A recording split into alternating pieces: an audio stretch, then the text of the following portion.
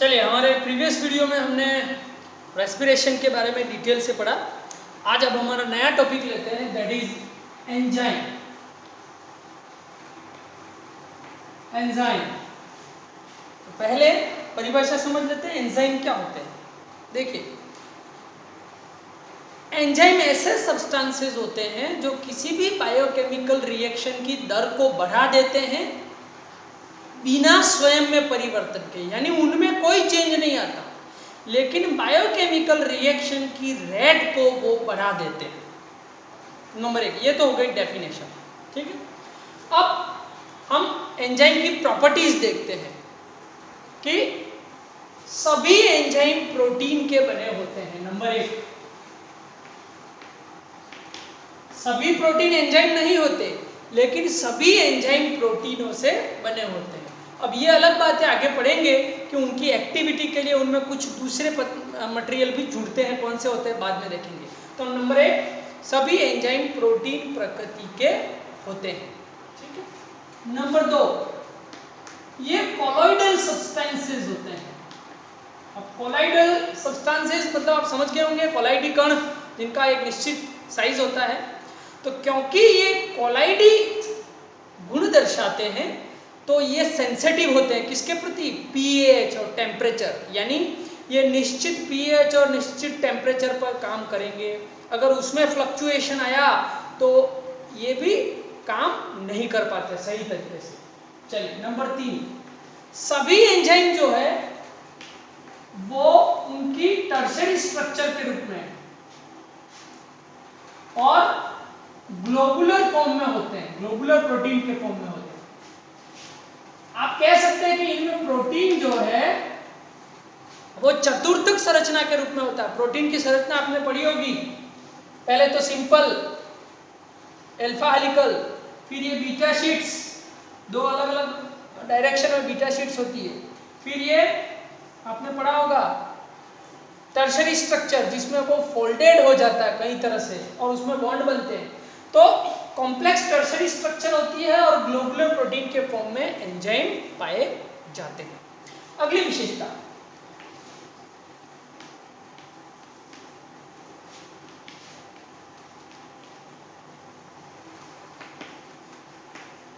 Substrate specificity, मतलब प्रत्येक enzyme substrate specific होता है, यानी वो प्रत्येक एक एंजाइम एक क्रियाधार पर ही कार्य करता है, किसी एक विशेष कंपाउंड पर ही कार्य करेगा। एक जो एक प्रक्रिया में प्रयुक्त हो रहा वही एंजाइम दूसरे बायोकेमिकल रिएक्शन में काम नहीं आता, इसीलिए हम कहते हैं यहाँ पर स्पेसिफिसिटी विशेष होता है। फॉर एग्जाम्पल, जैसे मान लो कोई शुगर है, सुक्रोज है, अगर उसको डिसॉल्व करने के लिए सुक्रेज एंजाइम है तो वो सुक्रेज सुक्रोज पर ही काम करेगा, कहीं और कार्य नहीं करेगा। ये इनकी विशेषता होती है, ये स्पेसिफिक होते हैं। तो ये तो हुई कुछ जनरल प्रॉपर्टीज। अब हम आगे बात करते हैं कि एक एंजाइम में प्रोटीन के अलावा क्या क्या हो सकता है। चलिए, हम इसके दो पार्ट बनाते हैं। एंजाइम दो प्रकार के होते हैं, एक तो होता है सिंपल एंजाइम,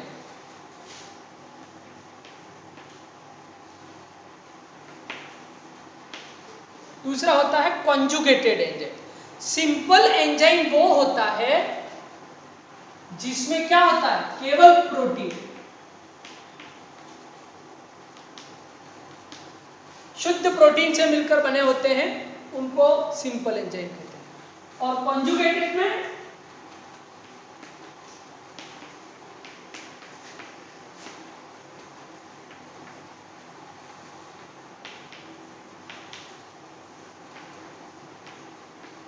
प्रोटीन पार्ट भी होता है और नॉन प्रोटीन पार्ट भी होता है, उनको कहते हैं कॉन्जुगेटेड एंजाइम।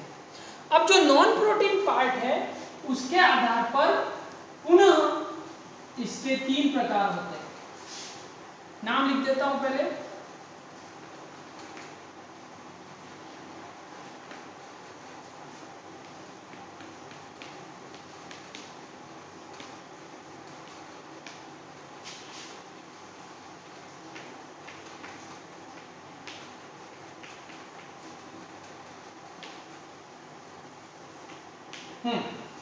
तीन भाग हो गए, कोएंजाइम, मेटल आयन और प्रोस्थेटिक ग्रुप। कोएंजाइम में क्या होता है, कोई भी कार्बनिक पदार्थ प्रोटीन भाग से जुड़ा होता है, लेकिन वो ढीले रूप से जुड़ा हुआ होता है, कोई कोवेलेंट बॉन्ड नहीं बनता, वो आसानी से पृथक भी हो सकता है। तो ये कैसा होता है, ऑर्गेनिक पार्ट। और कैसा होता है, ढीला बंधा या ढीले रूप से बंधा, ढीले रूप से बंधा इस तरह से लिखना, जैसे NAD, FAD, ये कुछ कोएंजाइम है, NAD, FAD, NADP, जो एंजाइमों की सक्रियता के लिए आवश्यक होते हैं। मेटल एंजाइम जैसे कॉपर हो गया, आयरन हो गया, मैग्नीज हो गया, ये कुछ एलिमेंट के आयन हैं जो एंजाइमों से जुड़कर उनकी सक्रियता को बढ़ाते हैं। प्रोस्थेटिक ग्रुप में क्या होता है, यहां तो ऑर्गेनिक पार्ट होता है, यहां पर कोई भी ऑर्गेनिक या इनऑर्गेनिक सब्सटेंसेस जुड़ा होता है, लेकिन वो टाइटली बाउंड होता है, टाइटली यानी कोवेलेंट बॉन्ड से, उसको आसानी से पृथक नहीं किया जा सकता है। तो organic oblique non organic part और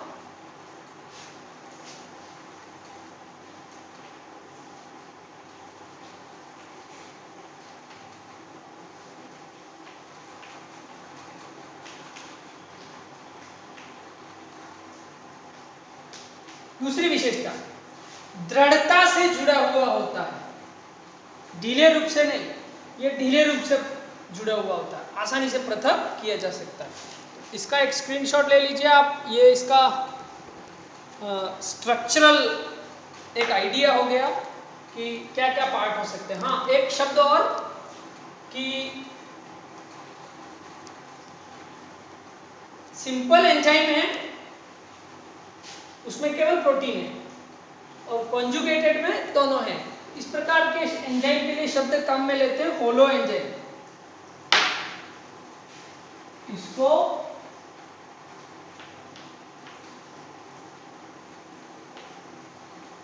होलो एंजाइम भी कहते हैं।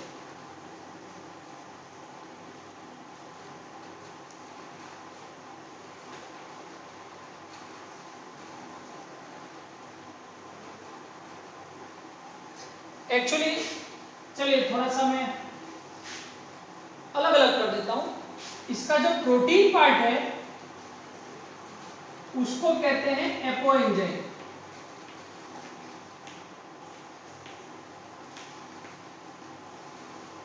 है ना, और नॉन प्रोटीन पार्ट है उसको कहते हैं कोफैक्टर। कोफैक्टर, तो एपो एंजाइम और कोफैक्टर दोनों मिलकर बन गए होलो एंजाइम।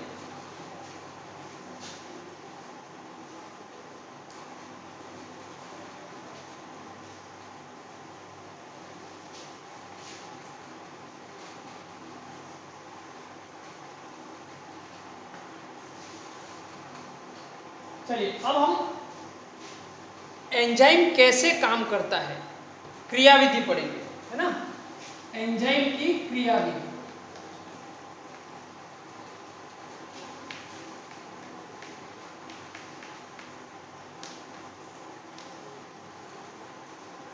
देखिए एंजाइम क्या करता है, कोई भी क्रियाधार है, मान लो A+B, तो उसको उत्पाद में, प्रोडक्ट में बदल देता है, C को। तो इसको तो हम इन दोनों को कहते हैं सबस्ट्रेट,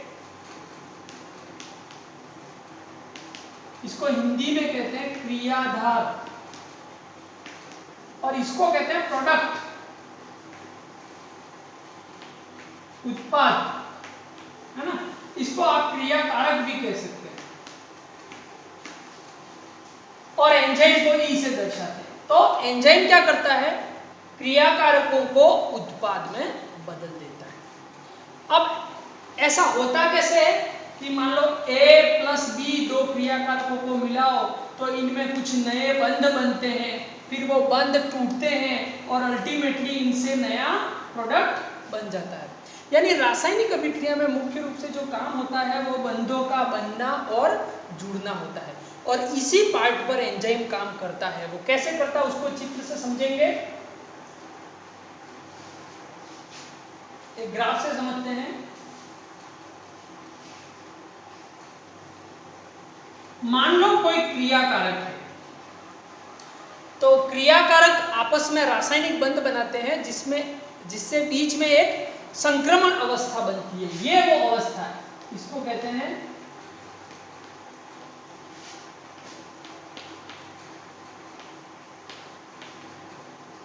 संक्रमण अवस्था। ये मध्यवर्ती अवस्था है, और बाद में ये मध्यवर्ती अवस्था क्या बना देती है, उत्पाद, जिसको P कहते हैं। ये क्या है, क्रियाकारक। तो होता क्या है कि क्रियाकारकों के इस मध्यवर्ती संक्रमण अवस्था तक पहुंचने के लिए एक निश्चित एनर्जी चाहिए, जिसको गिब्स फ्री एनर्जी कहते हैं, एक्टिवेशन एनर्जी कहते हैं। इसको एक्टिव करने के लिए, सक्रिय करने के लिए, इस अवस्था तक लाने के लिए एक निश्चित एनर्जी चाहिए। इतनी एनर्जी हो तब ये अवस्था तक आता है, और उसके पश्चात ये टूटकर उत्पाद में बदल जाता है। अब मान लो ये क्रियाकारक बिना एंजाइम के उत्पाद में बदल रहे हैं, तो हमको इतनी सक्रियण ऊर्जा की आवश्यकता रहेगी।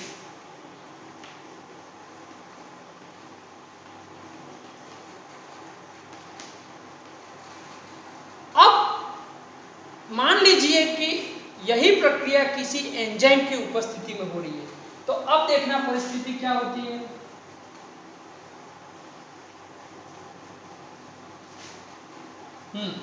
क्या हो गया, अब आप देख रहे हैं कि जब हमने एंजाइम मिला दिया है तो आवश्यक सक्रियण ऊर्जा का मान कम हो गया है।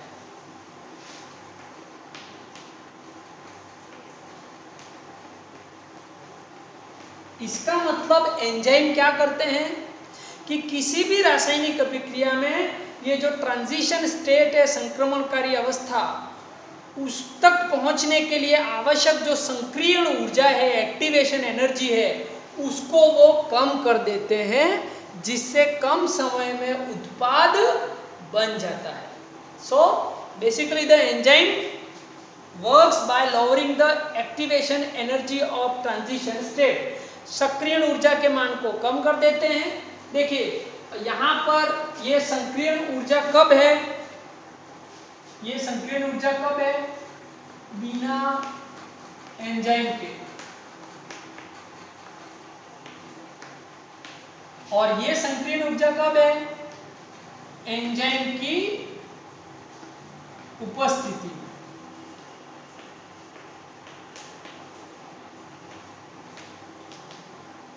तो साफ अंतर देख पा रहे हैं कि एंजाइम जब हो तो फटाफट सबस्ट्रेट जो है वो प्रोडक्ट में बदल जाता है। तो इस तरह से ये काम करते हैं। स्क्रीनशॉट ले लीजिए इसका।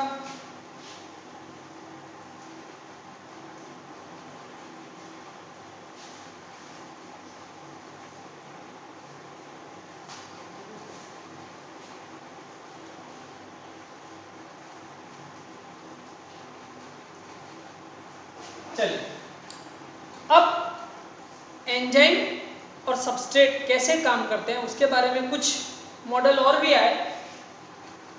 एक है लॉक की थ्योरी।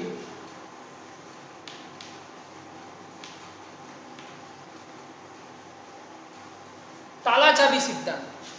पर्टिकुलर ताले में पर्टिकुलर चाबी ही फिट बैठती है और वही खोल सकती है।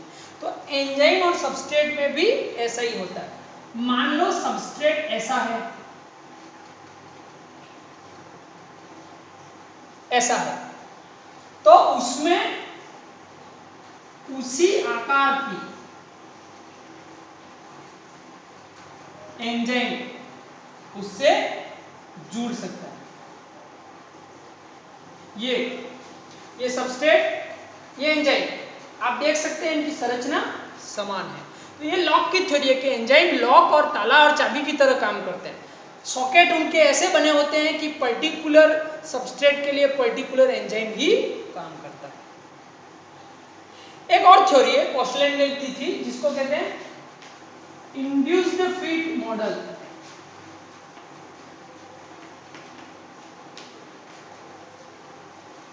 ये थ्योरी कुछ अलग है। ये क्या कहती है कि मान लो एंजाइम ऐसा है,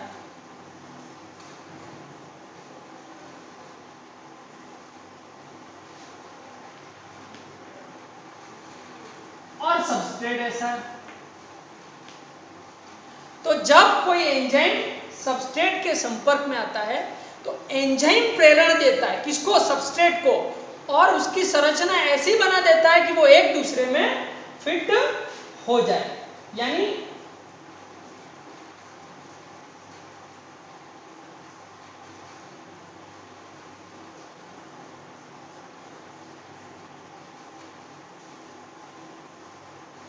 इस तरह से तो ऐसा प्रेरण देता है, इसीलिए इसको कहा है इंड्यूस्ड फिट। सबस्ट्रेट की संरचना में परिवर्तन कर देता है, जबकि इसमें ऐसा नहीं होता कि जैसा सबस्ट्रेट वैसा एंजाइम, और इसमें एंजाइम प्रेरण देता है सबस्ट्रेट को कि वो अपनी संरचना बदल दे। तो ये कुछ मॉडल थे लॉक की थ्योरी, और फिशर ने दी थी। ये इंड्यूस्ड फिट मॉडल पोस्टलैंड ने दिया था। अब हम बात करते हैं कि ये जो शेप बार बार हम कह रहे हैं पर्टिकुलर शेप होती है, वो क्या होती है उसके बारे में, जिसको कहते हैं सक्रिय स्थल या एक्टिव साइट। तो अगले वीडियो में हम उसके बारे में पढ़ेंगे।